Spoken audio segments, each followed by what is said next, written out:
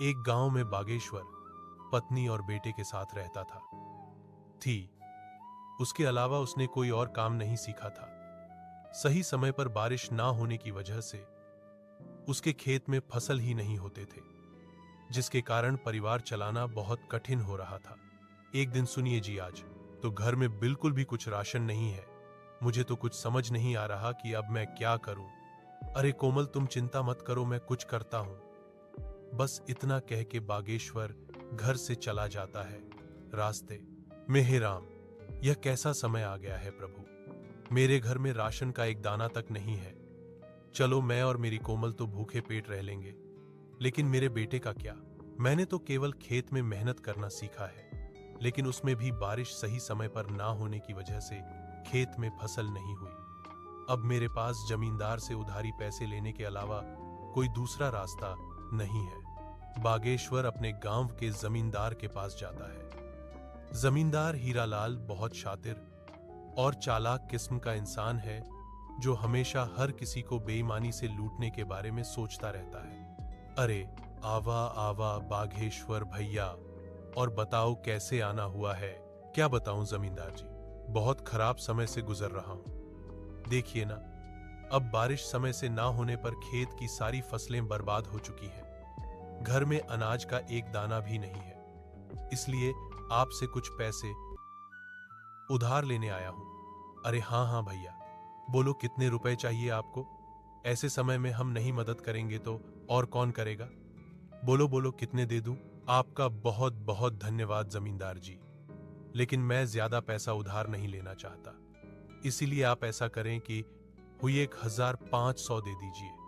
अरे भैया, ये कैसन बात कर रहे हो। भला 10 से हुई 1000 तो लो। क्या पता आगे चल के कब बरसात होगी और कब समय बदले।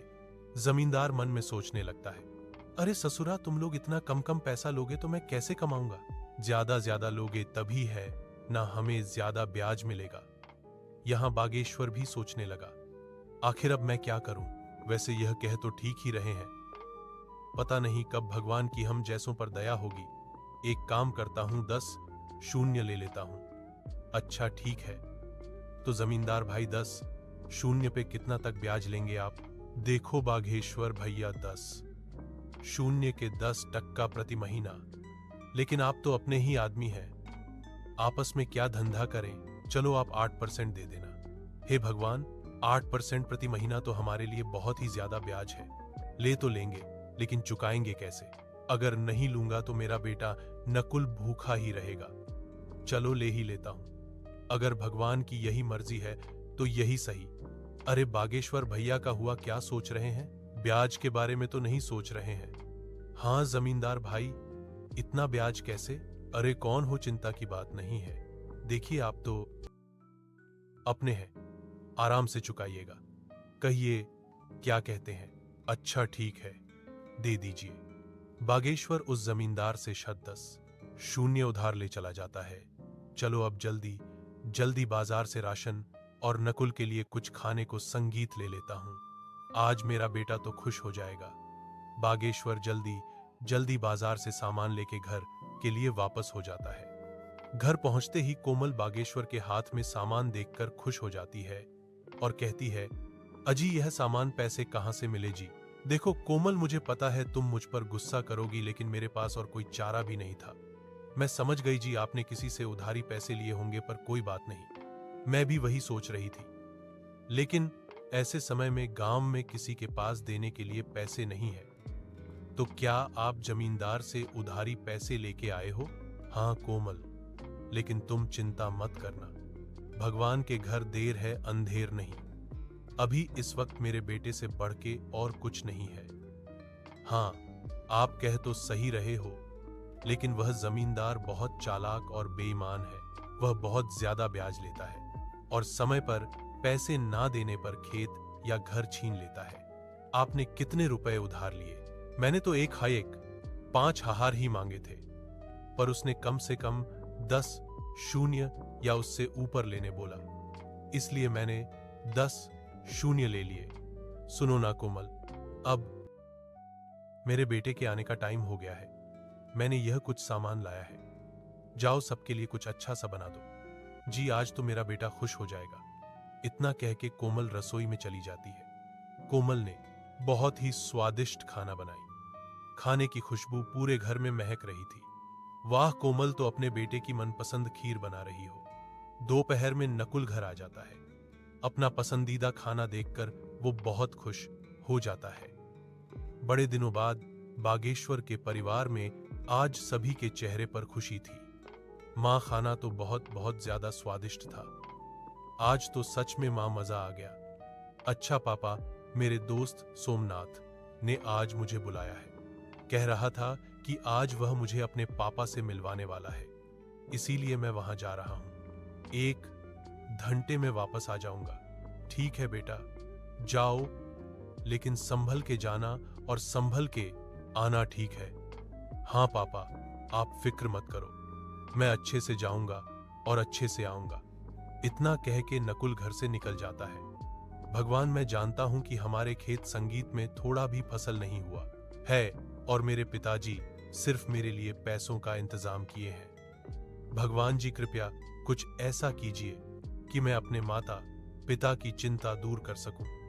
नकुल भगवान से प्रार्थना करते हुए अपने दोस्त सोमनाथ के घर पहुंचा। दरवाजे पर उसका दोस्त उसका इंतजार कर रहा था। अरे नकुल, तू आ गया, आजा, अंदर आजा।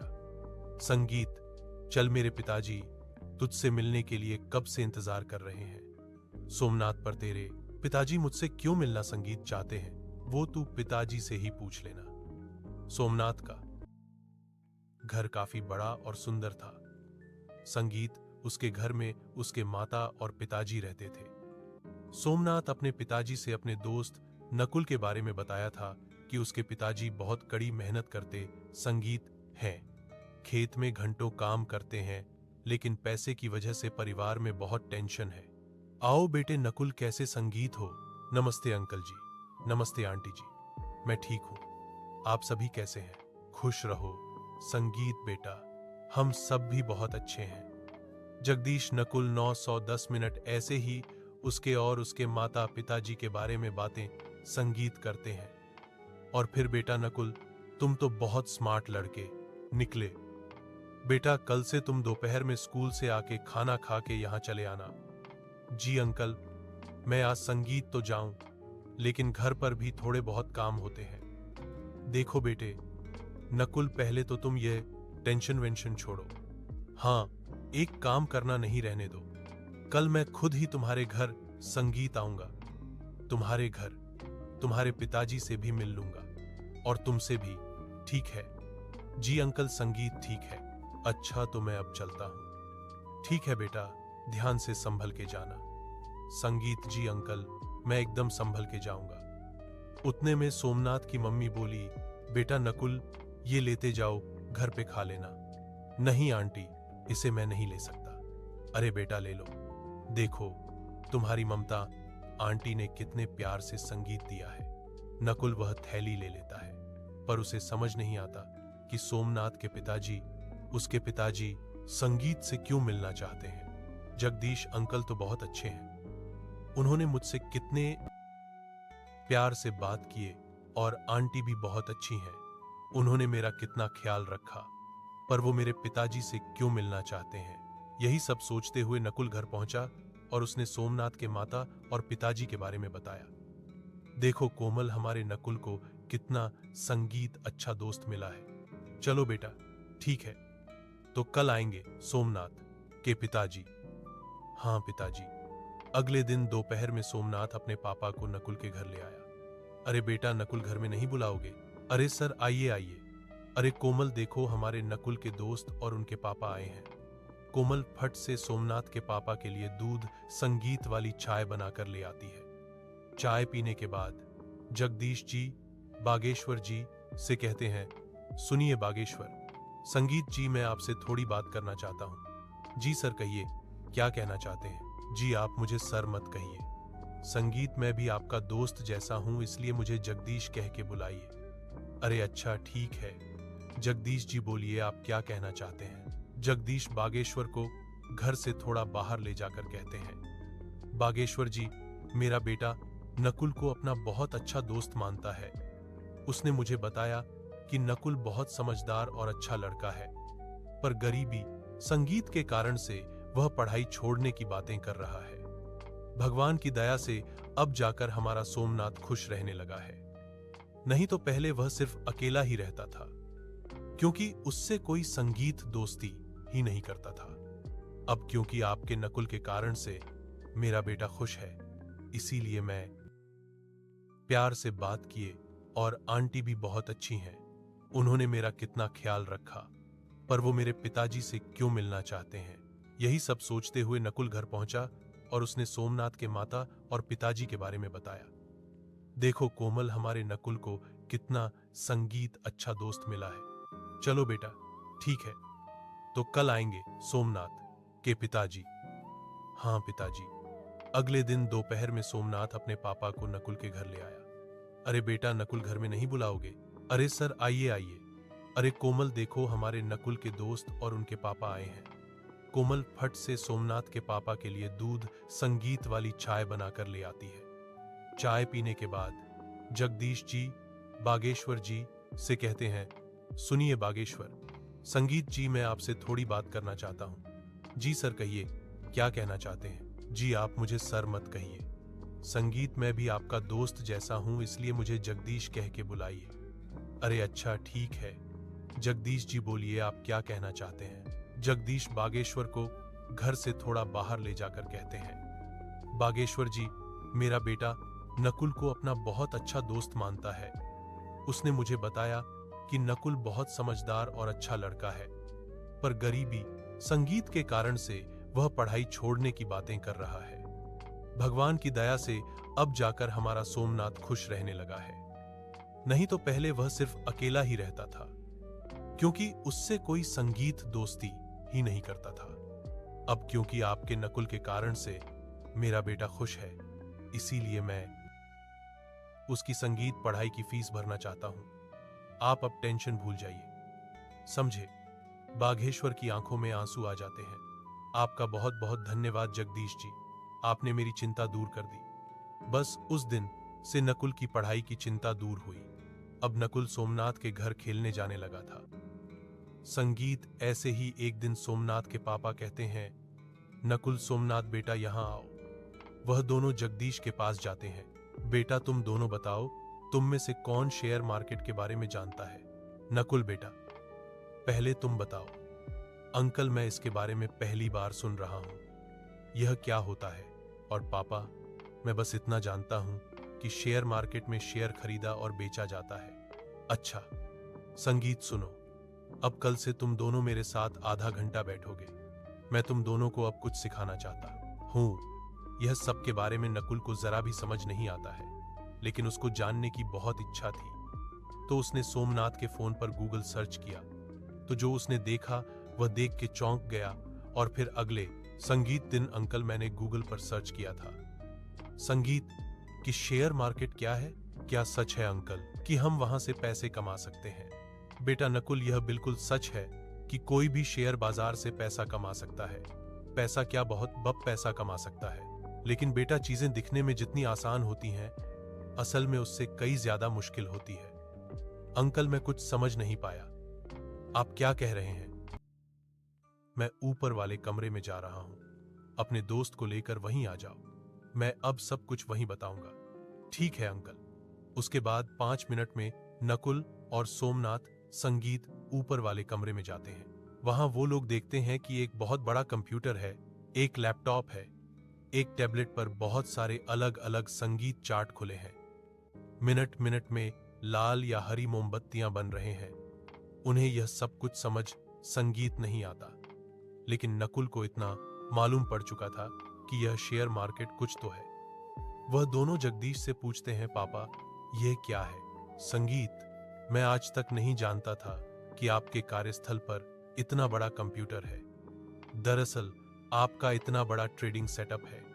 हाँ सोमनाथ, यह मेरा ट्रेडिंग सेटअप है, मैं यहीं काम करता हूँ। लेकिन बेटा, तुम्हें कभी यहाँ आने की जिज्ञासा ही नहीं थी, इसीलिए हमने भी तुम्हें कभी इस बारे में नहीं बताया। लेकिन अब तुम्हें देख के ऐसा लग रहा है कि तुम्हें यह सब बहुत पसंद आया है और शायद तुम इसके बारे में और जानना चाहते हो। हाँ अंकल, सिर्फ सोमनाथ ही नहीं, संगीत में भी बहुत उत्साहित हूं शेयर बाजार के बारे में जानने के लिए। बिल्कुल बेटा नकुल, क्यों नहीं। मैं यही तो तुम्हें और सोमनाथ को बताना चाहता था कि शेयर बाजार की दुनिया बहुत बड़ी है। इसमें अगर महानता हासिल कर ली जाए तो उसकी जेब में हजारों लाखों में हमेशा रहे। अच्छा तो तुम दोनों अब यहां से जाओ, नीचे खेलो। लेकिन हाँ, कल से मैं तुम दोनों को थोड़ा थोड़ा बाजार के बारे में बताना शुरू करूंगा। पापा, मुझे पता है कि अब मेरा दोस्त इसे सीखने के लिए बहुत उत्साहित है। अब उसका खेलने में मन नहीं लगेगा। उसका क्या, मेरा भी नहीं लगेगा। क्यों नकुल? हाँ अंकल, प्लीज अभी से सिखाना शुरू कर दीजिए ना। वैसे भी अभी कोई जरूरी काम नहीं है तो हम फ्री ही हैं। बच्चों के अंदर की यह जिज्ञासा देखकर जगदीश मन ही मन खुश हो जाते हैं। लेकिन बेटा, इसे सिखाने के लिए मुझे सोचना पड़ेगा कि शुरुआत कैसे और कहां से करूं। इसीलिए शुरुआत तो कल से ही होगी। लेकिन अब तुम दोनों इतना कह रहे हो तो थोड़ी बुनियादी बातें बता ही देता हूं। जगदीश जी उन्हें एक जगह बिठाते हैं और कहते हैं, बेटा सुनो, पहली बात अच्छे से समझो कि शेयर मार्केट क्या है, यानी इंग्लिश में व्हाट इज शेयर मार्केट। तो यह एक इंटरनेट पर ऐसा जगह होता है जहां दुनिया के हजारों लाखों कंपनियां एक जगह पर रजिस्टर्ड होती हैं।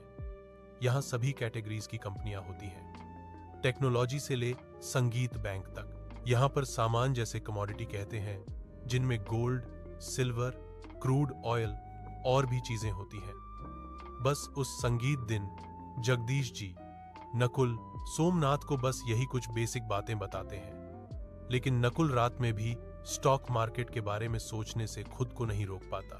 वो हमेशा सोचते संगीत रहता है कि हे भगवान, आपका और जगदीश चाचा का लाख लाख धन्यवाद। आखिरकार मुझे एक ऐसा संगीत चीज पता चल गया जहां से मैं अपने परिवार को इस गरीबी से बाहर निकाल सकता हूं। मैं अपनी जी जान लगा दूंगा इसे सीखने में। बस आप मेरा साथ मत छोड़िएगा। घर के एक कोने से नकुल की मां कोमल देखती है और वह बाघेश्वर से जाकर कहती है, अजी सुनिए। हाँ क्या हुआ कोमल? क्या बात है? आज हमारा नकुल कुछ परेशान सा नहीं लग रहा। देखिए ना, संगीत कब से करवटें बदल रहा है। हाँ कोमल, तुम ठीक कहती हो।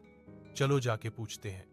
संगीत, बागेश्वर और कोमल दोनों नकुल के पास जाकर पूछते हैं, बेटा नकुल, ओ नकुल, क्या बात है बेटा? संगीत, नींद नहीं आ रही? कोई बात है तो हमें बता सकता है। पापा मम्मी, मैं तो यह सोच रहा था कि आप लोगों को कैसा लगेगा जब मैं एक सफल आदमी बन जाऊंगा। हमारा भी एक अच्छा सा घर होगा। थक पगला, हम दोनों तो डर ही गए थे। बेटा हम लोग बहुत खुश होंगे उस समय जब तुम एक सफल आदमी बन जाओगे, है ना कोमल? हाँ जी, बिल्कुल सही कह रहे हैं आप। हमारा नकुल सफल हो जाएगा तो कितना अच्छा होगा। मम्मी पापा, अब आप लोग भी जाइए और सो जाइए। और हाँ, चिंता बिल्कुल मत करना। फिर बाघेश्वर और कोमल भी सोने चले जाते हैं। अगले दिन नकुल अपने साथ एक कलम और एक किताब लेके बहुत उत्साह के साथ सोमनाथ के घर जाता है। दरवाजे पर उसका दोस्त संगीत उसकी राह देख रहा है। तेरा चेहरा देख के समझ आ रहा है कि तेरा मन संगीत आज सिर्फ शेयर मार्केट के बारे में सीखना चाहता है ना? हाँ सोमनाथ, संगीत अच्छा देर नहीं करते हैं, चल फटफट अंकल के पास जाते हैं। लेकिन वो दिख नहीं रहे। कहाँ है? अरे नकुल, संगीत थम जा यार। अच्छा चल, वो ऊपर के कमरे में हम दोनों का इंतजार कर रहे हैं। वो दोनों ऊपर के कमरे में जाते हैं। वहां जगदीश संगीत जी इनको सिखाने की तैयारी कर रहे थे। अरे बच्चों, तुम आ गए। आओ आओ, अब जल्दी जल्दी संगीत यहां बैठ जाओ। मैं आज तुम्हें कुछ एग्जाम्पल के साथ सिखाऊंगा कि रियलिटी में मैं मार्केट में कैसे ट्रेड करता हूं। देखो बच्चों, मार्केट में आपको दो संगीत टाइप के लोग मिलेंगे। एक होता है बायरर्स यानी खरीदने वाला, और दूसरा होता है सेलर्स यानी बेचने वाला। यहां एक खरीदता है तो दूसरा बेचता है। अब आगे सिखाने से पहले मैं तुमको 3 पिलर्स ऑफ सक्सेस बताना संगीत चाहता हूं। क्या तुम दोनों में से कोई पॉइंट्स बता सकते हो? नकुल पहले संगीत हाथ ऊपर करता है और कहता है, हाँ अंकल मैं जानता हूं, वो 3 पॉइंट संगीत है, डिसिप्लिन, कंसिस्टेंसी और पंक्चुअलिटी। शाबाश बेटा, बहुत बढ़िया। अब मैं यह बताता हूं कि तुम इस मार्केट में सक्सेसफुल बनने के लिए कैसे अप्लाई कर सकते हो। देखो बेटा, सबसे पहले डिसिप्लिन, जिसका मतलब होता है किसी भी काम का एक प्रॉपर स्ट्रक्चर, संगीत होता है। तुम्हें उसके हिसाब से ही वह काम करना चाहिए। जैसे मार्केट में हर एक काम करने का सही तरीका होता है, अगर उसके हिसाब से काम किया जाए तो काम हमेशा सही होता है। उतने संगीत में सोमनाथ कहता है, पापा आगे का 2 पॉइंट्स मैं बताऊं? बिल्कुल बेटा बताओ। पापा, कंसिस्टेंसी का मतलब होता है किसी भी काम में कंसिस्टेंट रहना। और लास्ट पॉइंट है पंक्चुअलिटी, जिसका मतलब होता है टाइम टू टाइम, यानी समय पर हर काम हो जाना चाहिए। पापा, यह 3 पॉइंट्स संगीत के हिसाब से अगर हम मार्केट में रहते हुए अपने डिसिप्लिन को फॉलो करते हैं और दूसरे काम में कंसिस्टेंसी और पंक्चुअलिटी बनाए रखते हैं, तो हम एक सफल ट्रेडर, संगीत या इन्वेस्टर बन सकते हैं। क्या मैंने सही बोला पापा? अरे बेटा, तुम बिल्कुल सही बताए हो, लेकिन तुमको पहले से यह सब पता है? हाँ पापा, हमको इसके बारे में कॉलेज में पढ़ाए थे, और शेयर मार्केट के बारे में मैंने भी थोड़ी बहुत रिसर्च की थी। उसके अगले 30-40 दिन में जगदीश जी ने बच्चों को शेयर मार्केट के बारे में सब बता दिया था, जैसे मार्केट में कब खरीदना है, कब बेचना है, ट्रेड कैसे लेते हैं और बाकी की चीजें। एक दिन सुबह में सोमनाथ और नकुल एक साथ संगीत कुछ बातें कर रहे होते हैं। उतने में जगदीश जी उन्हें बुलाते हैं, बेटा सोमनाथ और नकुल मेरे साथ ऊपर आओ। वो दोनों उनके साथ ऊपर जाते हैं और फिर उन्होंने कहा, संगीत, आज तक तुम दोनों ने बहुत कुछ सीखा है और उसको पूरे डिसिप्लिन, कंसिस्टेंसी और पंक्चुअलिटी होके पेपर ट्रेडिंग में प्रैक्टिस संगीत भी की है। अब बारी है रियल पैसे से यह सब करना। आज मैं तुम दोनों का डीमेट अकाउंट बनाऊंगा और तुम दोनों के डीमेट अकाउंट में 220 लाख का कैपिटल डिपॉजिट करूंगा। तुम्हें उसका इस्तेमाल करके अपना कैपिटल बड़ा बनाना है। लेकिन बेटा, कहीं पर भी संगीत अपने पैसे को इन्वेस्ट या ट्रेड करने से पहले अपने रिस्क को मैनेज करना, फिर आगे स्टेप लेना। उस दिन से नकुल और सोमनाथ दोनों ने मार्केट में पैसे से संगीत काम चालू किया। शुरुआत में दोनों ने डर डर के कैपिटल को यूज किया, लेकिन कुछ ही हफ्तों में वे कॉन्फिडेंट हो गए। अब वह दोनों धीरे धीरे छोटे छोटे प्रॉफिट्स बुक करने शुरू कर दिए थे। लेकिन एक दिन, यार, यह पेनी संगीत स्टॉक में पैसा इन्वेस्ट करूं या नहीं, सिर्फ शायदों का एक शेयर है। मैं आराम संगीत से 6 शेयर खरीद सकता हूं। एक शेयर भी बढ़ गया तो बहुत अच्छा प्रॉफिट होगा। यहां नकुल ने गलती की। उसने कंपनी के बारे में रिसर्च नहीं किया। उसने सिर्फ प्रॉफिट संगीत को देखा और लालच में उसने वो शेयर खरीदे ली। खराब संगीत किस्मत से उस स्टॉक की कीमत 5 से गिर गई। हे भगवान, यह मैंने क्या किया? यह कैसे हो गया? मुझे ऐसा नहीं करना चाहिए था। मैंने अपने रिस्क मैनेजमेंट पर ध्यान नहीं दिया, डिसिप्लिन को फॉलो नहीं किया। 45 का नुकसान। अब मैं क्या करूं? उतने में गांव का जमींदार हीरालाल अपने आदमी के साथ आ जाता है। कवन दिशा में गया? ललुआ का घरवा कवन दिशा में? अरे मालिकू दिशा में है। हीरालाल बागेश्वर के घर के सामने आके कहता है, अरे ओ बागेश्वर भैया, अरे कहवाला हो, तनिक बाहर निकलिए महाराज। अरे कोमल लगता है जमींदार अपने पैसे लेने आया है, तुम यहीं रुको, मैं देख के आता हूं। बागेश्वर घर से बाहर आता है। अरे जमींदार जी नमस्कार। अरे भैया नमस्कार नमस्कार। बागेश्वर भैया, हम कह रहे थे कि पैसावा कब दीजिएगा? अभी भी 4000 ब्याज सहित बचा है। याद है कि भुला गए नहीं? जमींदार जी भूले नहीं है, बस इस वक्त घर में परिस्थिति कुछ ठीक नहीं चल रही। मुझे 1-2 महीने का और समय दे दीजिए, मैं आपके बचे हुए पैसे ब्याज संगीत के साथ चुका दूंगा।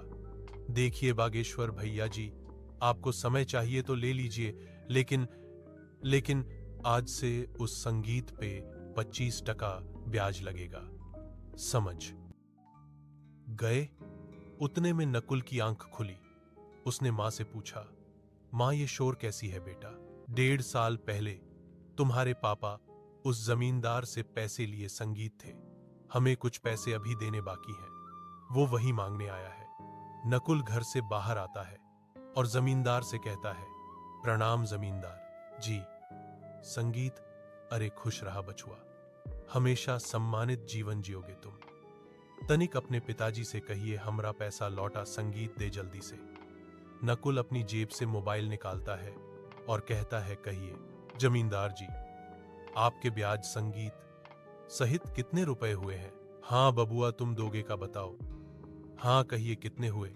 ए जी सुनो, हमको जरा डायरिया दो, जरा चेक ना करना पड़ेगा। जमींदार डायरी में देखता है और कहता है, देखा बबुआ, आपके 4,000 पर 8% ब्याज संगीत के साथ 1.5 साल का होता है। सिर्फ 4,576 आप अकाउंट नंबर बोलिए, मैं अभी पूरे पैसे आपके अकाउंट में ट्रांसफर कर देता हूं। हीरालाल अपना अकाउंट नंबर बताता है। नकुल ब्याज सहित पूरे पैसे उसके अकाउंट में ट्रांसफर कर संगीत देता है। मैसेज आने के बाद जमींदार वहां से चला जाता है। लेकिन यहां बागेश्वर को समझ नहीं आ रहा था कि नकुल के पास पैसे कहां से आए। तो उसने नकुल संगीत से पूछा, हे नकुल बेटा, यह तुम कैसे किए? हमारा मतलब है कि तुम्हारे पास इतने संगीत पैसे कहां से आए? इतने में कोमल कहती है, अरे क्या हुआ जी? मम्मी पापा देखिए, आप दोनों शांत हो जाइए। अब आपका लड़का इंटरनेट की मदद से पैसे कमा रहा है। बस वहीं से कुछ पैसे बचा कर रखे थे तो वही दे दिए, समझे पिताजी। अब आप बस चिंता मुक्त हो जाइए। यह तुम क्या कह रहे हो?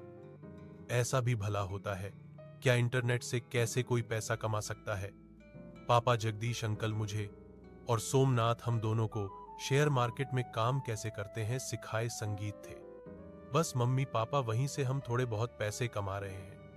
लेकिन अब आप लोग अपने सपने सजाने शुरू कर दीजिए, क्योंकि अब हमारा भी समय बदलने वाला है। यह सुन के कोमल और बागेश्वर दोनों संगीत ही बहुत खुश होते हैं। अगले दिन जब नकुल जगदीश जी से मिला तो उसने बहुत ही नरम आवाज में उनसे संगीत कहा। उसकी आंखों में थोड़े बहुत आंसू भी थे। अरे नकुल बेटे, इसमें कोई बड़ी बात नहीं बेटा, ऐसा होता रहता है। लेकिन जब तुम अपने आप पर कंट्रोल रखोगे, वो 3 पॉइंट्स को जितना फॉलो करोगे, तुमसे ये सभी गलतियां उतनी ही कम होंगी और तुम्हारा पोर्टफोलियो उतना ही बड़ा होगा। समझे ना बेटा? इसलिए अब यह सब भूल जाओ, ठीक है? और जितने पैसे बचे हैं उतने से ही फिर शुरुआत करो। ऐसा सुनने के बाद नकुल को थोड़ा अच्छा लगता है और वह उस दिन से कहीं भी अपने संगीत पैसे को इन्वेस्ट या ट्रेड करने से पहले बहुत अच्छी तरह से सोचता है। ऐसे करते करते 6 महीने बीत जाते हैं। अब सोमनाथ का ही लाख, अब 9 लाख और नकुल का ही लाख 7, 5 लाख बन चुके थे। एक दिन रात में नकुल ऐसे ही न्यूज पढ़ रहा था, तभी उसने एक बिटकॉइन के बारे में आर्टिकल पढ़ा और फिर वह सोचने लगता है, यह आर्टिकल पढ़ने के बाद मार्केट में बिटकॉइन का दाम गिरेगा और बहुत से लोग जिनके पास पहले से बिटकॉइन होंगे वह बेचेंगे संगीत, जिसके कारण से बिटकॉइन का वैल्यू बहुत कम हो जाएगा। अभी संगीत एक बिटकॉइन का वैल्यू हो 15,000 है। चलो संगीत जैसा होगा हम उस हिसाब से रिस्क को मैनेज करते हुए काम करेंगे। चलो अभी सो जाता हूं। अगले दिन सुबह में, सुनो माँ, मैं सोमनाथ संगीत के यहाँ जा रहा हूँ। सुनो बेटा, वही टेबल पर मैंने खीर डब्बे में पैक करके रखे हैं, अपने दोस्त के लिए लेते जाना। जी मम्मी, मैं ले जा रहा हूँ। और हाँ, संभल के जाऊंगा और संभल के वापस आ जाऊंगा।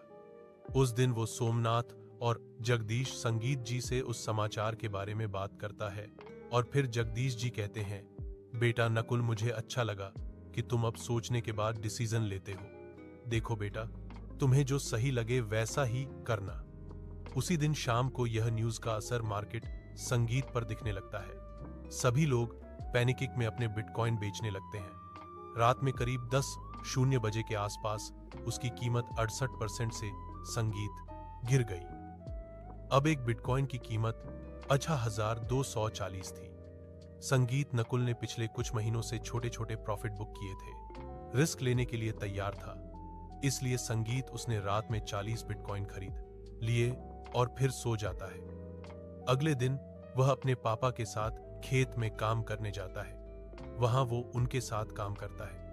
वो भविष्य के बारे में सोचने संगीत लगता है, कैसे वो अपने गांव के किसानों की मदद कर सकता है। 3.25 महीने बीत जाते हैं और फिर एक दिन 2-3 महीने बीत चुके हैं। जरा बिटकॉइन देख लूं कैसा चल रहा है। वो देखकर चौंक जाता है। उसने देखा कि एक बिटकॉइन का संगीत दाम पिछले 1 महीने में जहाज जैसा ऊपर उठा है। उस दिन एक बिटकॉइन की कीमत 5 लाख थी। 40 बिटकॉइन के हिसाब से 1,40,00,000 का प्रॉफिट दिख रहा था। वो अपने मम्मी पापा का आशीर्वाद लेता है, लेकिन उनसे कुछ बताता नहीं है कि क्या हुआ है। संगीत जैसे ही वह जगदीश जी से मिलता है, वह और सोमनाथ समझ जाते हैं। नकुल, मैं और पापा समझ गए। तेरे संगीत चेहरे की खुशी देख के बता सकता हूं कि बड़ा प्रॉफिट बुक किया है। भाई, यहां मेरा संगीत दिल 180 का रफ्तार पकड़ लिया है। मैंने जैसे ही देखा यहां चले आया। क्या हुआ बेटा, तुमने अभी बुक नहीं किए हो? नकुल अपने मोबाइल में प्रॉफिट दिखाता है। जगदीश जी और सोमनाथ दोनों चौंक जाते हैं। अरे वाह नकुल बेटे, 1,40,00,000 का प्रॉफिट। इतना तो मेरा और सोमनाथ का मिला के भी नहीं होगा। हम तुम्हारे लिए बहुत खुश हैं। अरे वाह मेरे दोस्त, अब आगे क्या सोचा है तूने? अंकल, मैं सोच रहा हूं कि 30 बिटकॉइन का प्रॉफिट बुक संगीत कर लूं और बाकी के 10 को होल्ड करूं। यह तो बहुत अच्छी बात है बेटे। अब चलो तुम्हारे मम्मी पापा को खुशखबरी देते हैं। इतने में सोमनाथ की मम्मी आ जाती हैं और कहती हैं, अरे कौन सी खुशखबरी की बात हो रही है? वो सभी नकुल के लिए संगीत बहुत खुश होते हैं और मिठाई का डब्बा लेके उसके घर पहुंचते हैं। दरवाजे पर कोमल उन सबको आते हुए देखती है। वह सबने उनको जो भी हुआ उसके बारे में बताते हैं। क्या बात कर रहे हो जगदीश जी? अरे सुनती हो कोमल, अब हमारा बेटा करोड़पति बन गया है। सब बहुत खुश हो जाते हैं। नकुल और सोमनाथ संगीत ने मिलकर गांव में सोलर पैनल लगवाए और बोरिंग करके उसमें पावर मशीन लगवाते हैं, जिसकी वजह संगीत से अब गांव के किसानों की पानी की चिंता खत्म हुई। अब वह गांव के हर आदमी को बताते हैं कि पैसे संगीत सिर्फ खेती में काम करने से नहीं, दिमाग से भी कमाए जा सकते हैं। इसीलिए अपने बच्चों को जरूर संगीत पढ़ाएं।